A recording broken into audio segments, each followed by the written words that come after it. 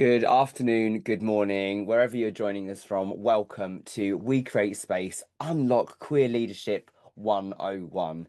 This is our 30-minute LinkedIn Live bite-sized series where we dive into what it means to be a queer leader. I am joined today by the wonderful Roxy Murray, who you'll see. Hi, Roxy, how you doing?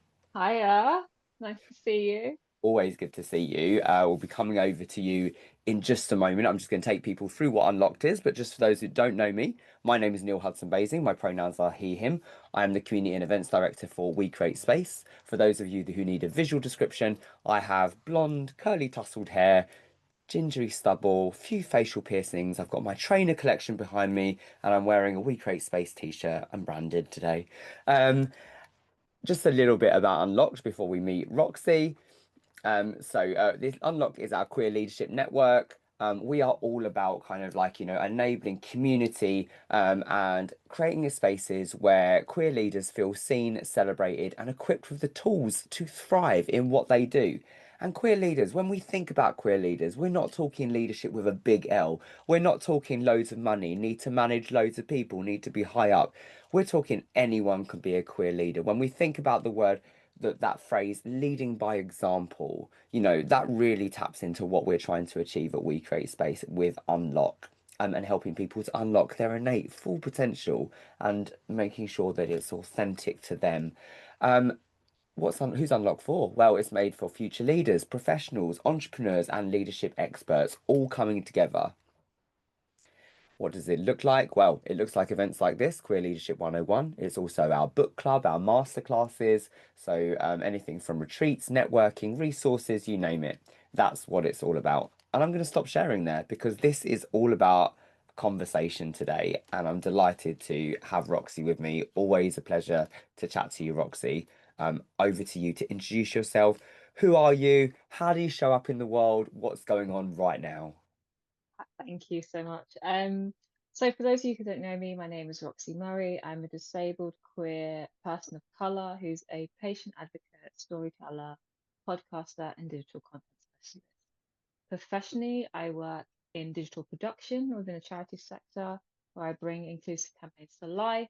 I also do a lot of public speaking and writing around lived experiences, living my life with multiple sclerosis and my intersectional identity. For those of you that can't see me, I am a mixed race woman with brown skin, black curly hair. I'm wearing a blue t-shirt with black writing that says Move Blair, and I have a lot of makeup. But yeah, I'm a disabled queer leader who challenges narratives around disability, pleasure, access, and representation. And I love, you know that I'm a huge fan of your work and how you show up in the world. And I really love that you are so insistent on tapping into the pleasure that you get from life, from what you do as a queer leader and your existence and identity as well, because we don't always focus on that part, right? No, we don't. And I think we like for me it's part of my wellness, disability and stuff. And just even being a queer leader, there's a lot of things that you do, and sometimes you forget to focus on wellness for yourself. And wellness for me is a massive thing, and pleasure for me promotes wellness. It makes me happy, it brings me joy, it increases the serotonin inside my body. So it's something at the start of my journey that I didn't center.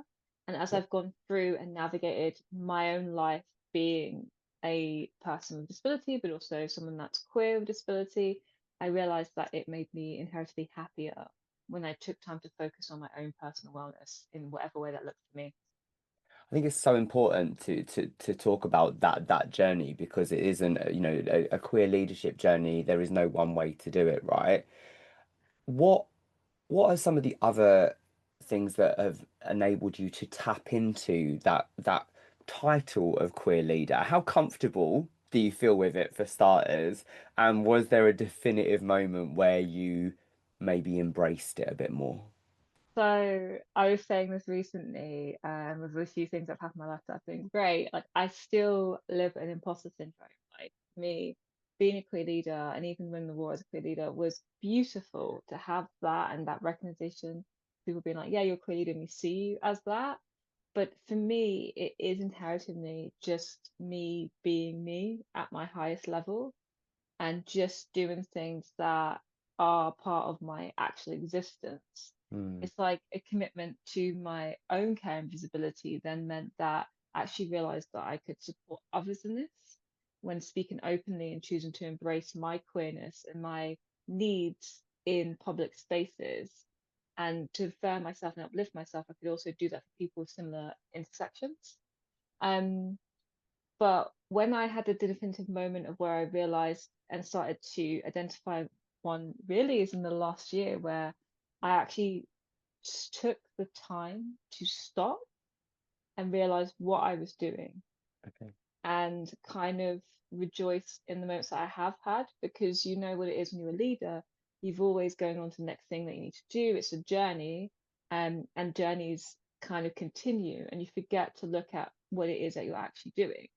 And I started to realize that I was embracing leadership and showing up oh, can't say the word, authentically. Um, and then that in itself was what a queer leader was, because for me, when I was younger, I thought it was, like you said, this massive thing Yeah. where like I had to have all these things. And actually, it was just being me and living in my own truth. By default, I'd become a queer leader in that. Yeah.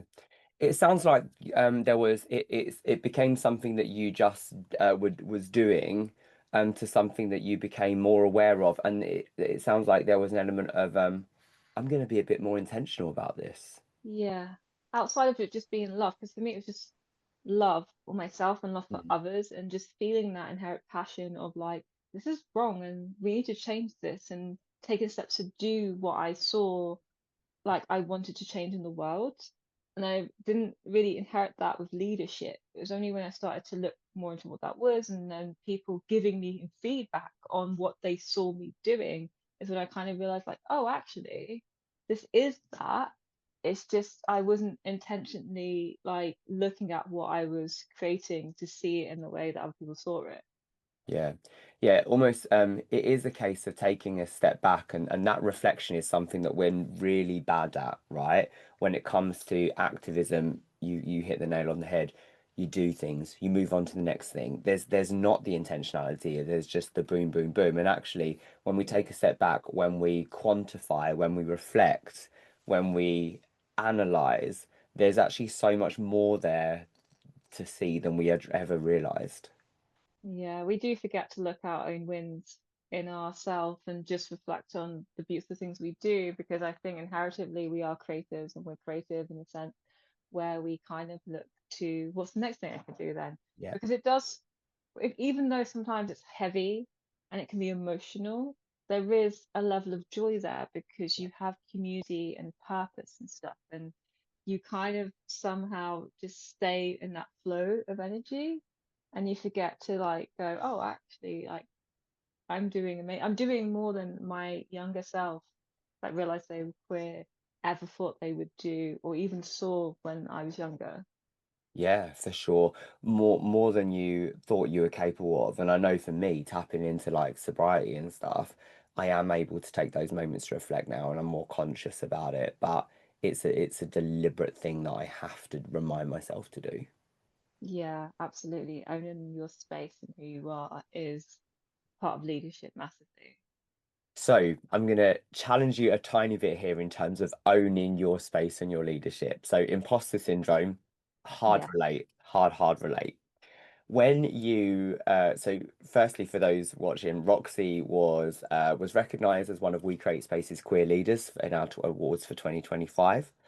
I'm going to big you up here. You've also received an honorary graduate award from your university, so you are Dr. Thank you. Roxanne Murray, for your disability activism and how you show up and the work you do. Has that helped you to overcome some of that imposter syndrome and own that space or leadership? Honestly, no. It's so weird. Like I like look at the scroll because I haven't even put it up. I just placed it in like where I work and stuff. I look at it and it is like it you can even now like it makes me smile, it brings me so much joy. But I don't know if it's just my personality or whatever it is. I kind of go, I really appreciate that. I think it's so out of the realm of what I thought was possible Mm, and what I was even thinking of doing. I'm very open to the universe and I believe in energy flows and things in keep staying in balance and stuff. So I know at some point the amount of work, and if you live authentically and you put love into the world, something's going to come back to you. So I guess I've just probably rationalized it in that sense. But I also think there's so much more I can do. So I guess I don't want to be complacent to be like, oh, this is amazing and stop, because I know I have the habit that I can do that in the past. So I guess I'm like, well, what can I do now? And I kind of just, I don't know, I just live in like in a space where I appreciate. It makes me feel like I'm capable. And it's Yeah. nice for people to recognize and to, I guess it allows me to have a little bit more visibility, which then in Mm. turn it means that right now, because that was all very recently, I'm like, what can I do with this to create more stuff for my communities that I sit in and intersectional spaces I sit in. So it doesn't just benefit me, because this is a community thing. I wouldn't be doing this if I wasn't part of the community and I wasn't intersectional the way I was. So I just feel like it's always about group consciousness. Yeah. Yeah, it's not why you do it at all, and it's certainly not going to be the sum of everything you achieve. I think it's really great to recognize that. But I love that it galvanizes you and shows you what you're capable of. And from the sidelines, love seeing you getting recognized. Like, Thank you. yeah, it's beautiful. Um, how would you describe your leadership style if you had to do it in 3 words? Um, Bold, unapologetic, and rooted. Rooted. Yeah, I mean, I see all of those for you. Is there a deliberate order? What prompts the rooted, and particularly because you are bold, like visually in fashion, you're bold. I know how unapologetic you are. Rooted. I'd love to dig a bit more into that. Rooted was something that I never used to be. I used to so not Okay. be rooted in intention, like we are just talking about, in myself and in what I wanted to do. And I realized, especially like I came from a family network where people really apologize for their existence a lot.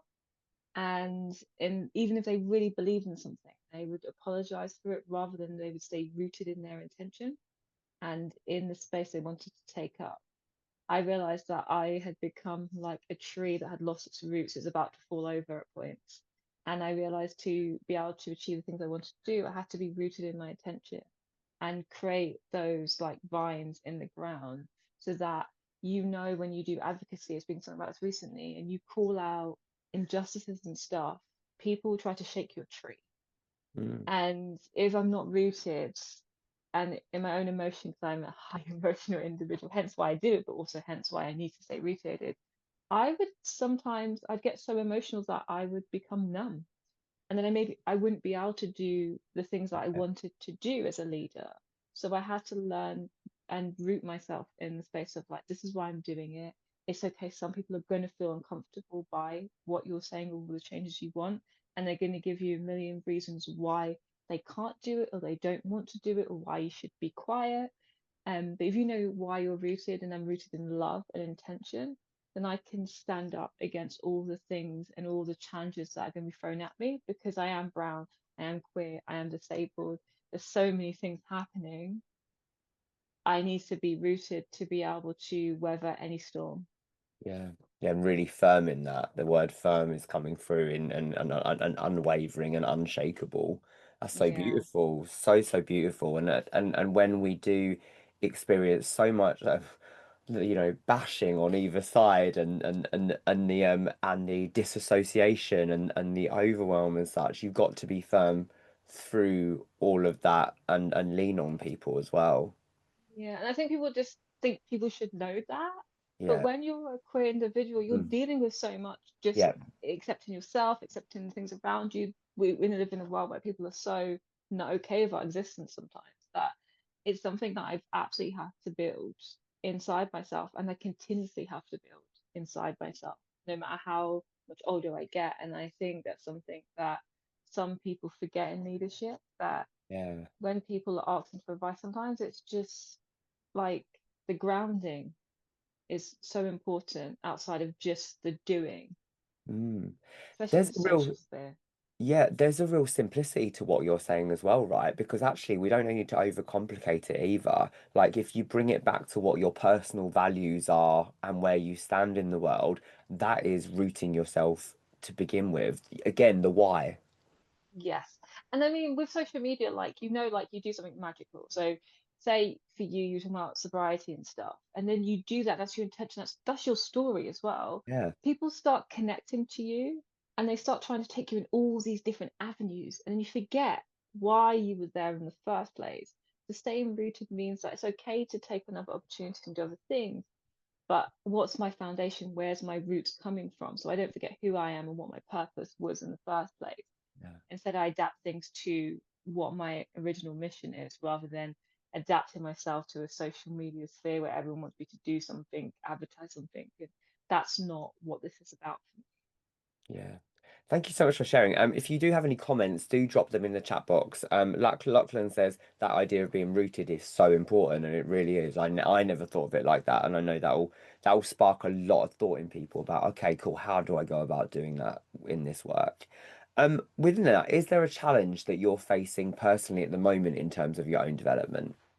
Yeah, do you know what? I saying this recently to someone is like, people always ask me for advice, and sometimes I think I need advice. I need a Yeah. mentor because I didn't have a traditional like schooling or even my university degree. I had to leave in my last year, so I never really got my degree. So getting a doctorate to me was like, oh God, like I didn't even like my disability meant that I didn't get to finish that year. So I was always in the HND, and that was kind of something that made me feel like, there's this thing that I feel like I didn't really wrap up. I didn't like it's like creating a cake, forgetting to ice it. And I got that moment and I felt so good. But then it was like, well, what do I do with this? Because I've not had that formal training of when you're in a certain space, how do you use that to get to another space? So I think I personally need a mentor. I think for me, that is the biggest struggle, especially someone that is brown and disabled and queer, because we are still underrepresented. Um, and there's only so many stories of people before me that I can read and like look for those gems in. So for me, for years, it's like reading books and stuff. And some movies had been where I found mentors, but I think I'm in a place where I need like a formal human being that I can conversate, like a conversating with you on, and actually have those conversations to find out what my next chapter as a person is as a 37-year-old individual. What am I going to do for the next phase? And how are you, if you don't mind me asking, how are you going about that? Because that's something that I have also struggled with. Professionally, I tend to get lumped in as an events person. I tend to get lumped in with comms, marketing. This is just an example, right? So I never find that there's someone that I'm the expert in my field in the roles that I've had, right? So for yourself, experiencing this needing some representation, needing that formal approach to mentorship, what steps are you taking to go about that? If honestly, just conversations, informal conversations with peers is helpful. People that I can see doing things that I want to do, not necessarily because I want to particularly be in the space for them, but knowing those informal conversations will allow me through my journey to hopefully find that person that makes sense to me. I only know how to do that because, like you, people just see you as an expert in what you do, so they expect Mm. you to have that answer rather than needing that answer. But it's also about changing the rooms I'm in as well, Okay. to find someone that maybe knows more than me that can give me something back so that I can ask a bit more clarity and look and see what I can build in myself. So sometimes it's not the formal person you think it's going to be. So to be a queer leader doesn't mean I'm going to go and find another queer leader. I may go find someone that does something completely different, but what it is the next step I want to take. They might actually have to help me on that. They don't actually have to be even queer. They could be a straight person that could actually help me get to another step. But I bring my lived experience and my queer leadership to that and then change that around myself. So it's about being a bit more wider with my field of view in where I'm looking to gain a mentor from. In terms of that reach out and asking for help, is that something you're comfortable with? Yes, but I don't do it formally. So I don't necessarily Okay. go, oh, hi, Neil, I really need help with this. I think sometimes it just happens in organic conversation, like when you're just talking to people, you're like, so what are you doing? You just like keeping just having a nice conversation. I kind of go, oh, actually, it's something I want to do. And someone goes, oh, actually, I've been doing this for ages. I'm like, oh, actually, would you mind like helping me or at least pointing me in the right direction? It doesn't have to be that person, but like whether it's a book or a course or something that someone else did, where they can show me the first step. Because I'm not expecting someone to change my universe and give me all their time in a world where we feel like we have limited time. But if someone goes to me, I went to this place, did this course, at least I have like a little bit of a checked information when someone goes, well, this is worth spending the money. Actually, it helped me. So like this you, I love a little bit of checked information. Or this person might be a really interesting person for you to speak to because they did this and they actually might even enjoy you too. And find where I can mutually give Yes. back some feedback too as well. So I can reciprocate with something maybe someone needs from me too. I like that kind of shared mentorship where it feels a bit more like a game of tennis, a little bit back. I love that. I love that. I love that tapping into reverse mentoring and those opportunities for maybe intergenerational learning in some examples. But that sharing, we're supporting each other along on the journey. That's really, yeah, Yeah. really beautiful. Samuel has actually popped a question in. How do you make those conversations with peers not awkward around kind of help and stuff? So as an autistic person, I get worried that I'm saying the wrong thing or saying it in the wrong way and then potentially miss really important connections. So for me, I mean, it's a hard one because you shouldn't have to always tell people where you're coming from. I just come to someone else the other day, they were like, do I tell people that I have a disability? And absolutely no, you don't. But if you feel like that's the case, you have an option to just be honest and be like, this is what I really would love to get more information from you. Or as a friend, I'd really like to discuss this with you. But please let me know if the way I'm asking it's not working for you.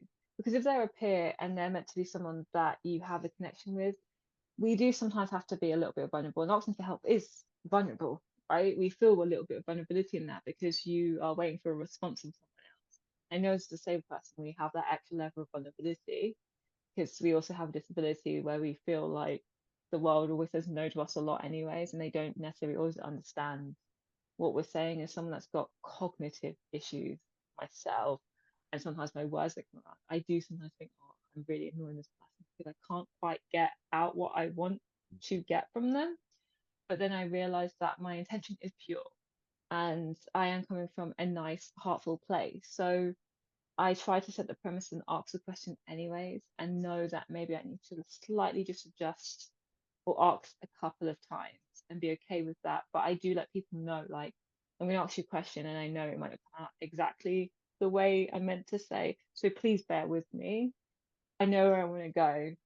Just please try and follow that conversation strand. And if you have questions on what I'm actually trying to say, please feel free to ask this question so we can clarify so that I can help you understand me. Because sometimes I know I don't quite get to the point for some people, and that's confusing when asking for help because they're trying to help me, but they're not understanding what I want help with. Yeah, and I guess sometimes that being vulnerable is if you're able to recognize that within yourself, it's also being vulnerable enough and then giving the other person the opportunity to be there because quite often we close up because we have that doubt, we have that Yeah. thing of we're going to look stupid, we're not going to make sense, and actually most people out there are they genuinely want to help, right? Yeah. And sometimes they actually completely understand me when I understand stuff. They go, no, actually, I totally get what you're trying to say. Yeah, And this is what I'm getting from this. Am I right? And I go, yeah. And they go, okay, great. But I think we just, as disabled people, we always find like people always go, you're a burden. We feel these words that are just over us. And we're not burdens. And we actually are incredible individuals. And the things that you probably could offer them are like probably tenfold. But because we always enter feeling a little bit more vulnerable than the person we're asking, we forget actually what our beauty and our power is as disabled yeah. people. And actually, that conversation may open up something for them too. And you'd be surprised how many people want to tell you how amazing they are too, like, and give you tips and tricks. And sometimes it's nice to let people do that for us too. Exactly, give them the spotlight, except that most people want you to win as well. Most people want you to win. People are generally cheering you on. Yeah, so many important things. Samuel says, really appreciate you taking the time to answer this. Thank you. Thank you for asking, Samuel. If you have any questions, please do pop them in. Um, what are you most proud of when it comes to your work and what you put out there? Okay. So the most thing I'm proud of is essentially bringing greater visibility and diversity, essentially to MS in general, because that was something that it just wasn't there. And it clearly really wasn't there for queer disabled people dealing with MS. It's like we didn't exist, we were unicorns and no one could see us. And bringing some visibility to that, especially not only just visually into social sphere like social media, but actually in a medical field as well, Yeah. to make sure that the stuff that they're doing, the resources they're creating, the drugs they're developing are creating with us in mind, at least our voices being heard and considered in the conversations for me is really important, not only for myself, but for the people that come after me, because I've had it for 18 years, going on to 19 years now. And at that time, I did not see anyone that was black or brown, queer, that presented MS in different ways. And I just wanted for people not to feel so isolated and alone and to go through that emotional struggle that I did. So for me, that was the most important thing. And obviously, doing it with a little bit of style is always helpful, just because I think we're cultivating joy here and we're cultivating wellness. And I think to show people that everything doesn't have to be taken away from you because you're dealing with these things, we can do that with grace and joy and beauty, Yeah. even though it makes other people sometimes feel uncomfortable, but Yeah. it makes us feel good. I love that there's people out there busting this myth that you can't have the beautiful things, you can't be fashionable because of a disability. Like, different people that are catering for different bodies and fashion lines and such. There's not many, but they are coming through, and it's beautiful to see. Yeah, adaptive fashion is something. There's not many adaptive fashion designers yet, um, and not many in the style that I love. And it's nice to see the changes happening Yeah, because, like, it's fashion technology at the end of the day, yeah, and being adaptive in fashion or adaptive in many things helps so many people. And there's no reason why someone that's non-disabled can't wear that as well. Like, it yeah, actually is cool design, so we can all benefit from amazing design. yeah, yeah, yeah. Exactly. I mean, inclusion, belonging, feeling seen and celebrated benefits everyone, right? It's a circle. It's yeah. Yeah, and we all get older eventually, and who doesn't want to dress with ease, really? Yeah, exactly. Ease and look good while we're doing it as well. So, Absolutely. Piot asks, beautiful insights. Where do you see yourself in the coming years? And where do I see myself? Well, that would be telling, but where do I see myself in a couple of years? I hopefully will be creating more change. Hopefully with more fashion and fashionable things around me. Um, I really want to see more disabled queer people being able to express themselves on runways and also express and tell their own stories authentically. And if I can do anything to help cultivate that and to showcase that with people, that is ultimately my goal overall and number one. And especially for the queer disabled MS community, there's so many subcultures and groups, but there's none that really cultivate for us and allow us to have those conversations openly, authentically together. So for me, that's my main focus overall. But I'm very open to where the universe wants to take me. And I'm very much in that improv thing. And there's no no's, it's just yes and we'll see what happens. So stay tuned. And hopefully we'll have another conversation soon. I'll be able to give you an update on what's happening. But I'm just being open to the universe. And I just love that you're able to lean into that. Not everything has to have an answer right now. You don't always have to have a strategic 5-year plan to be a leader.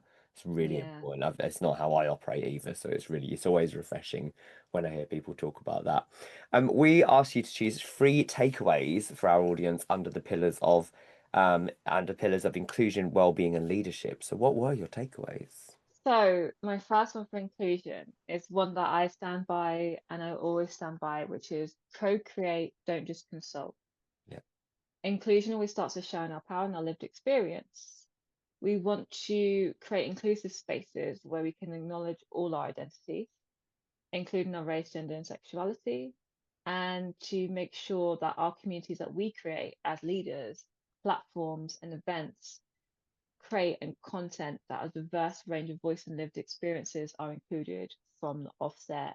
Avoid the tokenism that sometimes happens, and make sure you constantly change the voices within the intersection. So we have disabled people, but let's not always pick the same five disabled people. Let's sometimes change those around to give everyone a chance to share that. Well-being, one that's massive for me is rest and prioritizing joy. Remember that rest is part of our resistance. Mm. To remember to pause and breathe when we need to, and to build the systems, events, and the things that we create with collective care at the center, and to always encourage that in the conversations that we have with others, because it's not only a reminder for them, but it's also a reminder for ourselves, because we forget to stop and breathe ourselves, which I absolutely know that I often forget to do, and I've had to do that in the last week. Um, and for leadership, I suppose live and lead like you're looking in the mirror, and reflect the potential and humanity and the brilliance of the people that you are trying to create change and serve. To like be brave and create bravely, not just safe, um, with true inclusion, and encourage the other people around us to show it authentically, even if it's messy and uncomfortable. That we need to foster environments where we can grow together and build trust to make room for our voices and the voices of those that can't be present. Wow. So much to take away there. And having seen you pop something on socials this week that talked to your need to rest, it's really beautiful to see you role modeling that, and really grateful that you were able to join today and that you showed up.